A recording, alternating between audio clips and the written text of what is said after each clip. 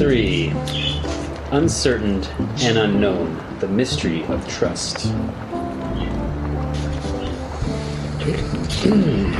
Okay. So this is the first thing to be remembered when you are near a real mystery, not a riddle created by man. If it is a riddle created by man, it can be answered, because then it is a game, a mind game. You create the question, you create the answer. But if you are facing something which you have not created, how can you answer it? How can the human mind answer it? It is incomprehensible for the human mind. The part cannot comprehend the whole. The whole can be comprehended by becoming whole. You dig what I'm saying? Okay, again I have issue. Can you dig what I'm laying down to you? See, you cannot know what cannot be known, brother. Therefore you cannot ask it. You cannot ask that question. Therefore the it's answer not a is real incorrect. question. You are incorrect. Drowning in nothingness. So bleak. Anyway, can you talk a little more about this phenomenon you call drowning in nothingness? To me, it seems more like falling into empty space and makes me feel very insecure and shaky. The English word empty comes from a root which means at leisure, unoccupied. It is a beautiful word if you go to the root. The root is very pregnant. It means at leisure, unoccupied. Whenever you are unoccupied, at leisure, you are empty. And remember, the proverb that says that the empty mind is the devil's workshop is just nonsense. Just the opposite is the truth. The occupied mind is the devil's workshop. Okay. The empty mind is God's workshop, not the devil's. But you have to understand what I mean by empty. At leisure, relaxed, not tense, not moving, not desiring, not going anywhere. Just being here, utterly here. An empty mind is a pure presence. And all is possible in that pure presence because the whole existence comes out of that pure presence. These trees grow out of that pure presence. These stars are born out of this pure presence. We are here. All the Buddhas have come out of this pure presence. In that pure presence, you are in God. You are God. Occupied, you fall. Occupied, you have to be expelled from the Garden of Eden. Unoccupied, you are back in the garden. Unoccupied, you are back home. So if we just do nothing, just bees, then we're occupied? We're unoccupied. We're unoccupied. And then we're God, so we should just stop doing stuff. I get the sense that he's just really frustrated that he was not able to express this, like...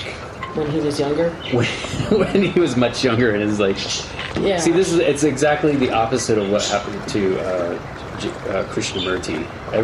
He was like groomed to be this world leader, right? And then this spiritual leader, world leader. And he didn't want it. He was like, fuck that. It's like, and this guy, he seems like he would have welcomed that. Like, listen to me, I have the answer. Okay, here's the prison of I. Hamlet's ultimate question is to be or not to be. My ultimate question to you is to be and not to be.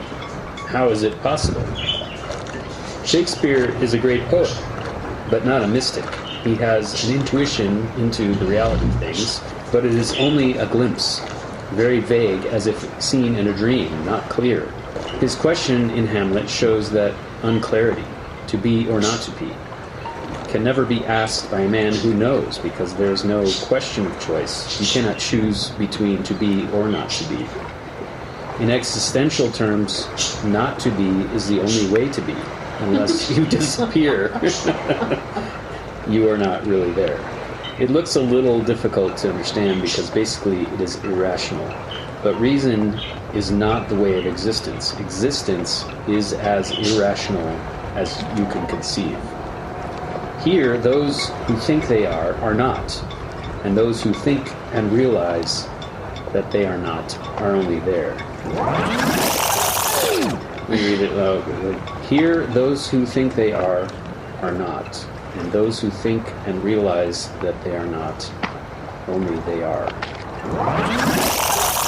There's a better way to put that. Yeah, There's it's like... This is... It's like somebody... There's something I heard, like, those who know don't say, and those who say don't know. Exactly. It kind of boils down to that, it seems like. What I feel like he's doing is trying to reinvent a wheel that was already invented to the best of its ability without the actual words to be able to express what he's trying to say in an eloquent and comprehensive manner. Right. Yeah. We have the spiritual texts already. Need them we don't need to yeah. It's like, but remember, not being is the first thing. That is your meditation. That is your death. Out of this meditation, out of this death, out of this nothingness will arise your original face, your original being. So you will have to change just a little bit. Put not being first. That has to be the priority. You need not be concerned about being. It comes. It comes absolutely without any exception. I'm saying it based on my own experience too. I had to disappear into nothingness, and out of that nothingness, a totally new, utterly fresh, eternal presence has arisen. It is not my doing. I cannot take any credit for it. At the moment, I allowed it to happen because I was not there to disturb.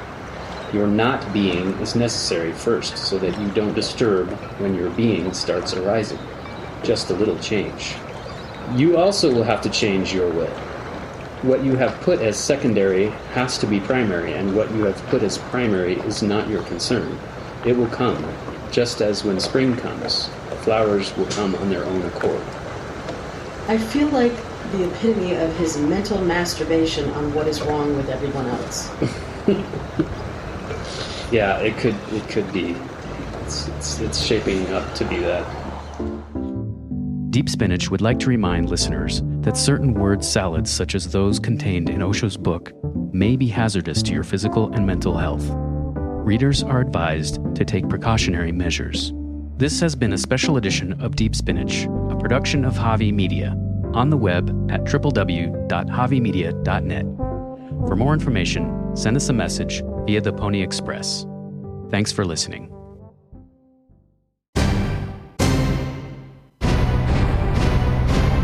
Javi Media.